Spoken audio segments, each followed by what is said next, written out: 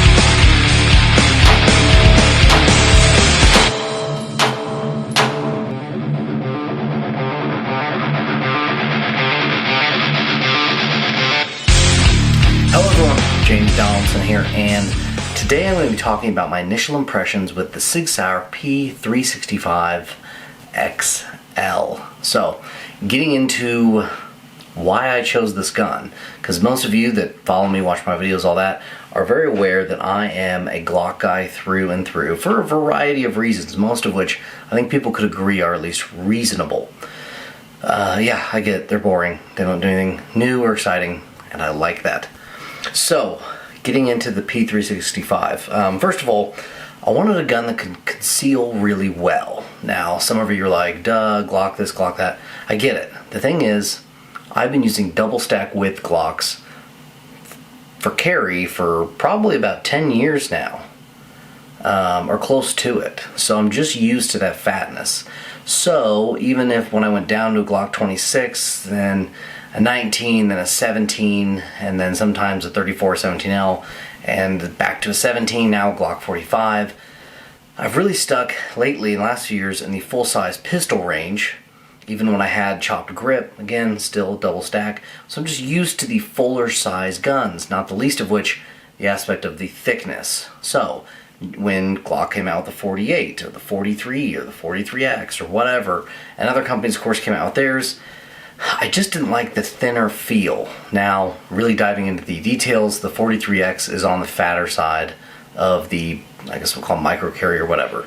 But the point is that I also was interested in manual safety for times when I would have the gun unholstered, but I wanted around the chamber and the gun floating somewhere, whether it's in some kind of pocket or a bag or fanny pack, whatever. And I know people like that, they trust their Glock triggers. And they've never had problems, whatever. If I'm going to have a Glock or a gun similar with no manual safety, I want it holstered to protect the trigger.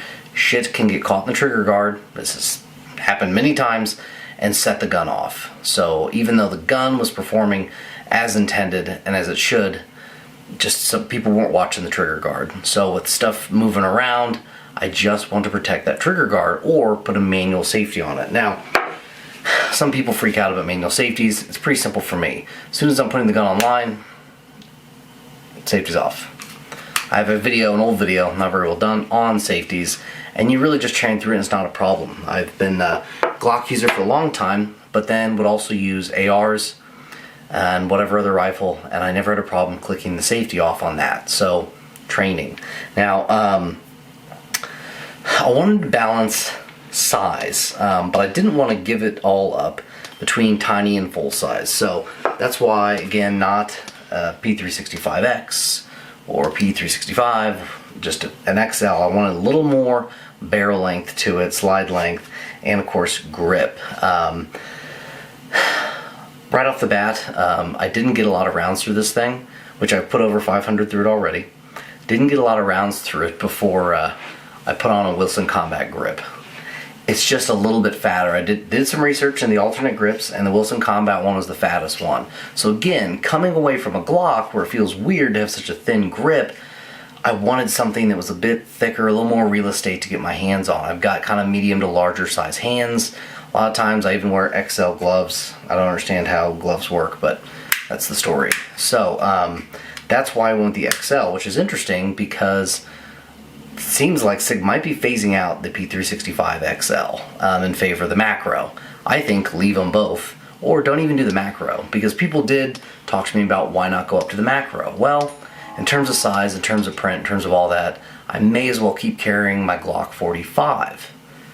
Meanwhile, I want a lighter gun, a lower profile gun that's a little more concealable. So if I went too small, I would bounce back and forth between the full size and the tiny gun. So like a Glock 45 and a P365. So I wanted something that would kind of fill the small to mid range so that I would use my full size gun less frequently. And so that way I can stick to kind of one gun, as is my mentality. And another thing is, I've carried an array of different concealed carry guns over time. My first one was actually a Walther PK380 because I trusted the Walther name and it was very inexpensive and I didn't have much money. And then after that I ended up with a H&K P2000 SK, and then after that I ended up with a Walther PPK. And but some of these kind of overlap and I carry them to different situations, because at one point I also carried a P30L with the LEM trigger, I know, very classy. And so from there, that's kind of when I got onto the Glock train and never really looked back for, again, a variety of reasons. So the interesting thing about this gun is that the slide and barrel are barely longer than a PPK/PPK-S. By the way, the only difference is the PPK-S has a longer grip. PPK, which is what I had, has a shorter grip. So this grip is actually about the same length as a PPK-S, so slightly longer than my PPK. The PPK and the PPK-S come to pretty much where the normal 365 slide would come. So there's that. So this gun really is hardly any bigger, and it's not much thicker, which I know all those dimensions added together can make a big difference, but the point is that I was confident this was going to be the next gun for me. And actually I've been interested to own this gun for a really long time, and while I know 2 people with P365s, the regular ones, and so I've shot them. I've even rented one, shot it next to a Glock 26, and just, it was so tiny. But in shooting this gun, I've really come to grips, no pun intended, actually dad joke, pun intended, but really come to grips with how it fits in my hand. Now, there's a little bit to be desired, but I also have to be realistic about, I wanted a smaller gun, so it's just not going to fit like a full-size gun, and that's okay. I'm kind of exploring, getting out of the full-size only territory.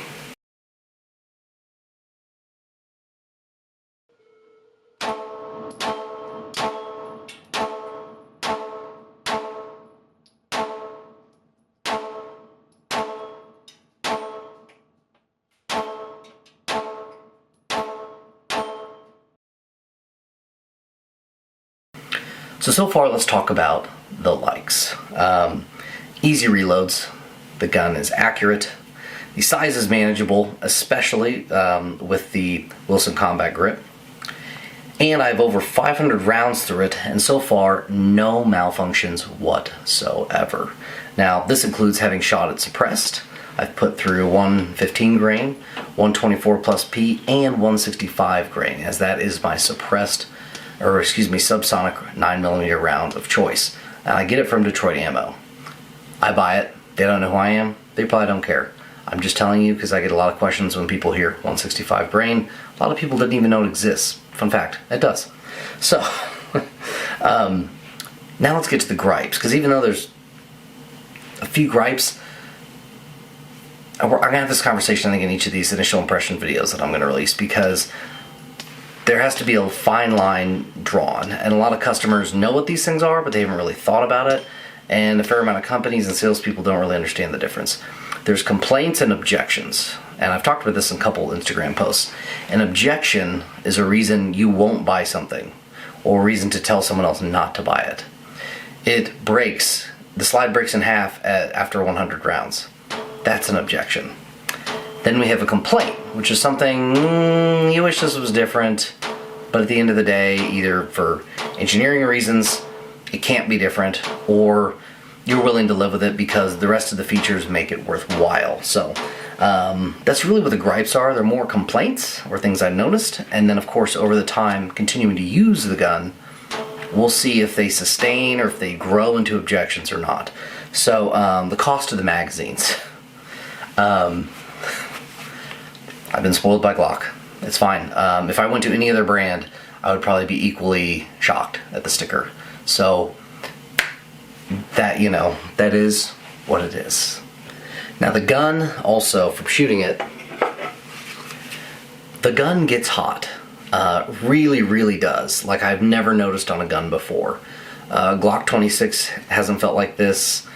I'm just using that because it's a small Glock. Really haven't shot 43 much. Again, I never noticed it with the P365 just regular, but maybe I didn't shoot fast enough in quick succession. I know with it could take within 50 rounds of me really running rounds through this, I can heat it up. And that wasn't just outdoors. I did fire probably 200 rounds or so of this indoors as well, in a well air-conditioned, well cared for range. So initially I thought maybe it's the heat. It's not. It's definitely the bullets. Now again, I was running rounds through. I wanted to dump 500 rounds through this.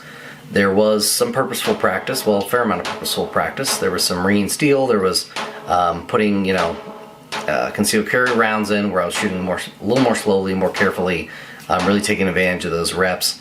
But there were times where I was just dumping rounds through. And so it got hot.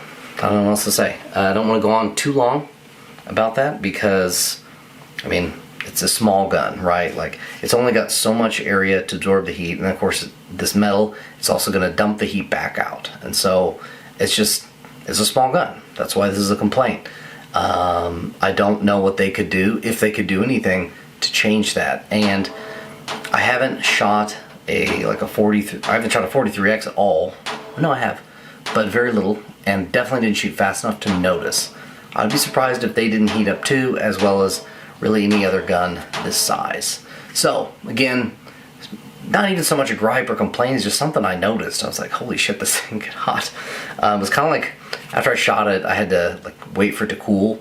Kind of like after I shoot with a suppressor and I have to let them cool before I leave the range. It's just funny. So really the only other gripe, and I kind of mentioned it, is it just feels small in my hand.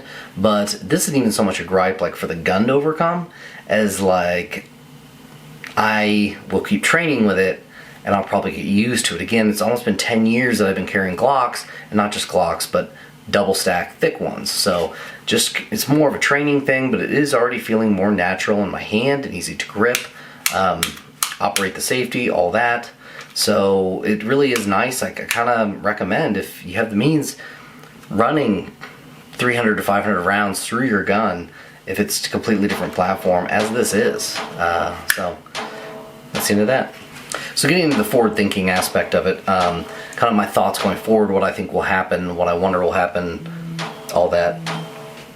This will not be a duty gun. I kind of wondered before the whole heat thing, shooting it, because there's rail adapters for 1913, maybe I could get an X300 on it.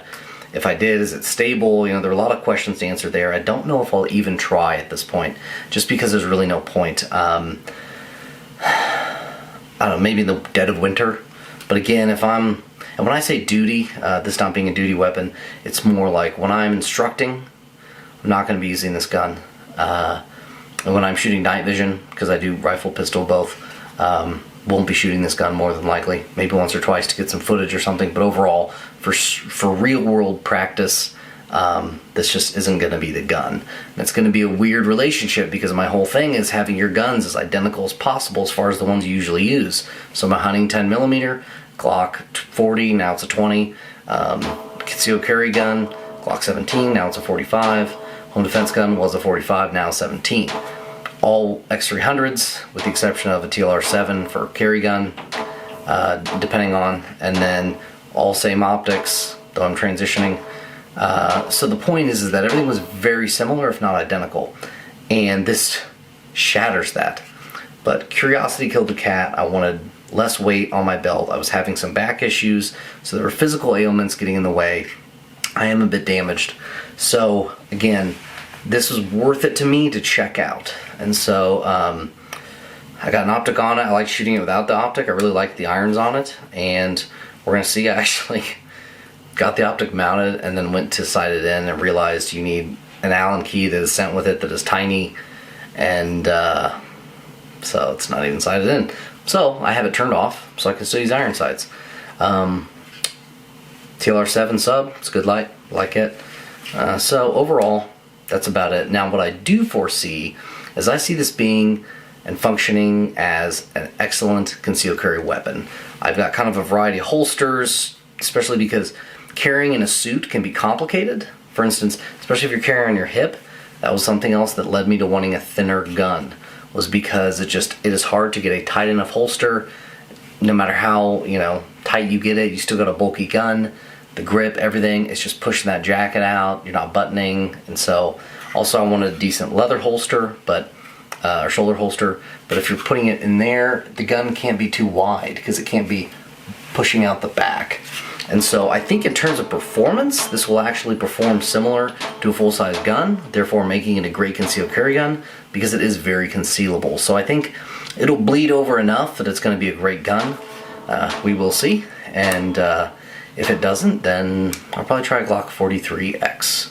So probably went a little longer than I intended to, but I wanted to kind of get my initial thoughts out for anyone else interested. So sorry I don't have much footage, but I haven't had the gun that long. I wasn't able to film really much or any of that 500 rounds initially. So hopefully I get more footage in the future, and over time you will see this get used over and over. So this has been James Donaldson with the Contemporary Gentleman, and until next time, keep your composure.